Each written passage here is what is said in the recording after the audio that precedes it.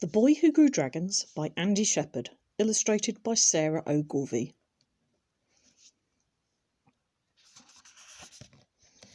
The Boy Who Grew Dragons. First night of our dragon.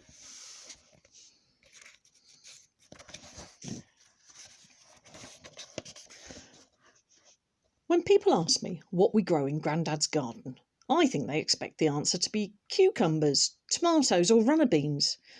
I don't think they expect the answer to be dragons. But there it is. We grow dragons. And I can tell you this, they're a lot more trouble than cucumbers.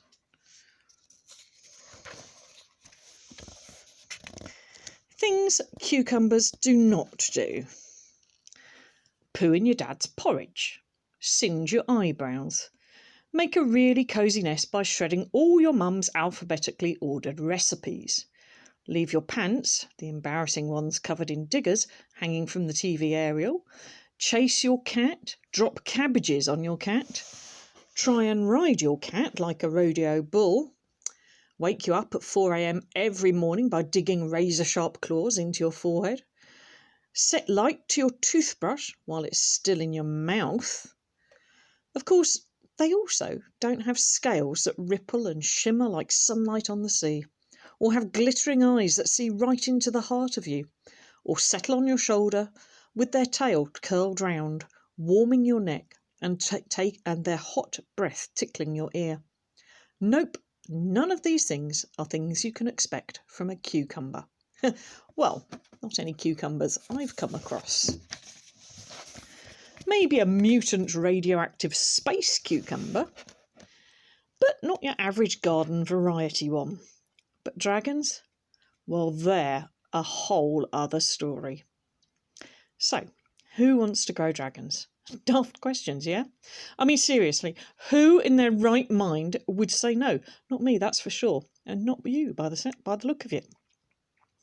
If you want to grow dragons, you need to know what you're getting into. Sure, they're fiery, fantastical and dazzling, but dragons are not all fun and games, not by a long shot. And it's not just the fire and the flammable poo I'm talking about. Oh no! Which is why, my dragon-seeking desperados, I'm writing all of this down. So at least you can go into it with your eyes open, because believe me, you'll need them to stay wide, wide open. Chapter 1. The Battle of the Bongle. It started about a year ago, and it was all Grandad's fault. Well, his and the jam tarts. I was just licking the last of it off my fingers when he said, "We should grow our own chipstick." "Jam tarts?" I asked. "Raspberries," he grinned. "Then we could make our own jam for Nana's tarts. We could mix them up too. Strawberry and blackberry, gooseberry and raspberry. Just think of the possibilities. Delicious!" It did make a pretty good picture in my head. A vast plate-sized jam tart with different coloured sections, like a multi-topping pizza. "And more too," Grandad went on, before I could dive further into the jammy dream. "Radishes, beans, onions, cauliflowers, you name it, we could grow it." Suddenly I wasn't so sure it was a great idea. Strawberry and cauliflower jam? Ew! Anyway, I had enough fruit and vegetables to deal with. What with Mum shoveling in my 5 a day. I mean, she even sneaked dried fruit into perfectly good flapjacks, as if I wouldn't notice. But Grandad wasn't one to let go of an idea once it had fluttered down and settled. So, on Saturday morning, there we were at the end of his garden, up to our ears in mud, digging away at what looked to me like a monster jungle. In fact, I was beginning to realise why Mum had offered me provisions for my trip to the Amazon. Without the nettles and the brambles, my grandparents' garden was probably half as big again, and ran all the way down to the fields beyond. "I've been wanting to get stuck into this since we moved in," Grandad told me, pausing to catch his breath. "But what with one thing and another, I just don't seem to have found the time."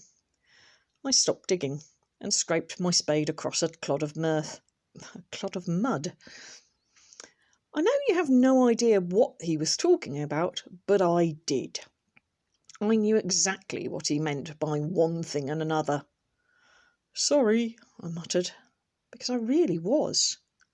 He rested his arm on his spade and leaned towards me. Now, there's something you should know about my grandad. He twinkles. That might sound weird, but he does. There's a phrase, to have a twinkle in your eye, which means to be bright or sparkling with delight. Well, my grandad has the biggest twinkle of anyone I've ever known.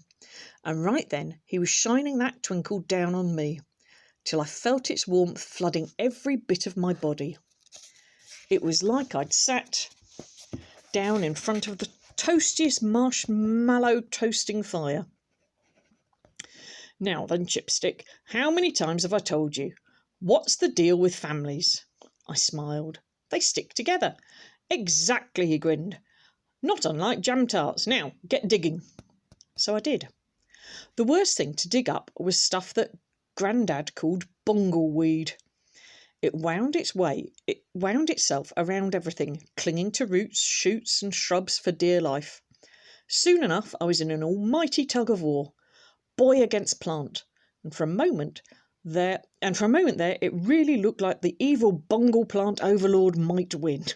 But I dug and scraped and pulled and heaved until all that was left was a patch of earth and the strangest looking plant I'd ever seen.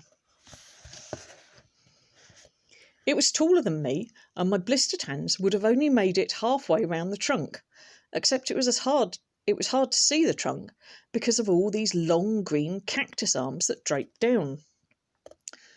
It looks like a giant upturned mop head, declared Grandad, but you know, green and spiky and knobbly too.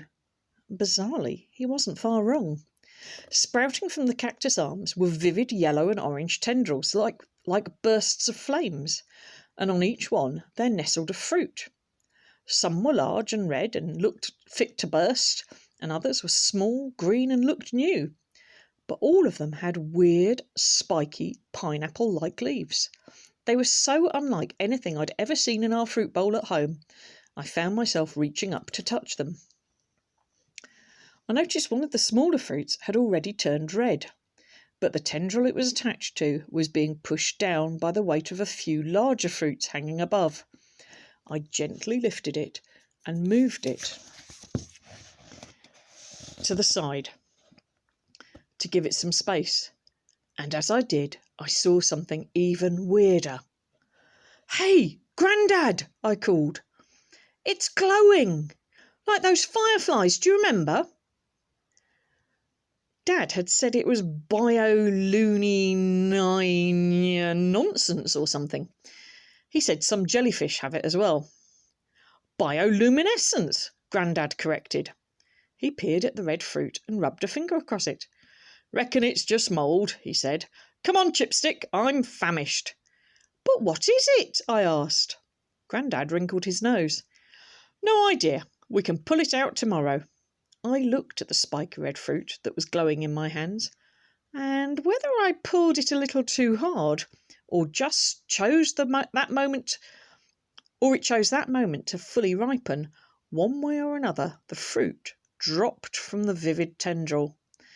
Looking at it in my palm, somehow I didn't feel like throwing it onto the bonfire pile, so I tucked it under my arm before following Grandad inside. Later, when I got home, I put the pineapple-y sprouting fruit on my desk and typed "strange spiky fruit" into the search box on my computer. Pictures popped up, and there, right next to durian, which smells like poo apparently, so it was dead lucky we didn't find those. No, here it was. Size of a mango, red, spiky pineapple-like leaves, definitely what I had sitting in front of me. I clicked on the picture and read the caption. "Pitaya. Dragon fruit." Yep! Now, it's easy for you because you know there's about to be a dragon. But I was clueless back then. I mean, if someone gives you a fairy cake, you don't expect Tinkerbell to pop out, do you? So I didn't jump up and down screaming, "Whoopee, I'm getting a dragon!" I just left it on the desk and went downstairs for tea. And that probably wasn't the best idea, because of what happened next.